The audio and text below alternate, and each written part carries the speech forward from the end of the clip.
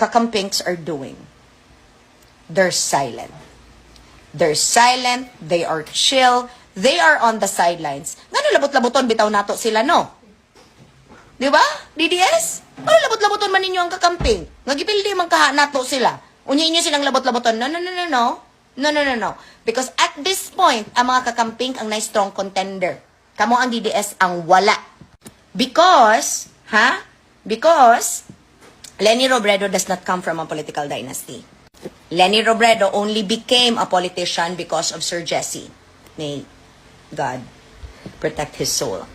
None of her daughters are mayors, senators, none. None. And congratulations to Trisha who recently got engaged. But Leni Robredo looks so much presidential than Sarah. Sorry guys. OMG. Because no matter what, sa gipang sulti ni Leni sa una nga medyo nakakatawa ko. I would much rather choose that nga kalma kasi sa inyo nga atat na atat nga ang inyong gisuportahan mo kanta nga di mao ang lyrics. Na ay lyrics nga mismo siya igo.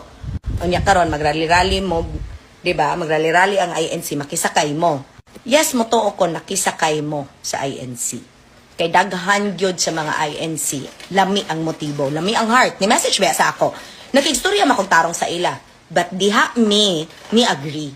Were you there in the closed door meetings between your leaders and the people that want to destabilize the government?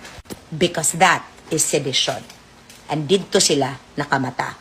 Didto sila naka-realize that yes, there is a possibility you are used and you are played. Because unsa may diferensya? Sige daw. Diba? If Sara Duterte is a really strong contender in 2028, then why can't you wait? Why can't you just elect her properly? And for the people threatening me nga, makuan lagi ka, og si Sara presidente mo, mabago ba yun? Og ma-presidente ha? Og ma-presidente. Unya, og manabla na pod ang kakamping sa inyo mga beshi, kay makalagot mo. Unya, og ilubong na sad mo sa mga kakamping. Ako, dili ko mo ingon nga, between Sara and Leni ko. Pero dili po ko nga kanang super kayo magrarara for Leni, hindi mo ni kaila. And besides, sa kakamping na po na, oy. Di ba? And whoever is president, it doesn't change my life. It just so happens nga, dili na ko musabay ninyong insulto ko na ko ang presidente. Kaya ako may nibutar ma ko niya. Mayroon kong nag-regret ko. At the end of the day, no, kana inyong regret, di na malungag.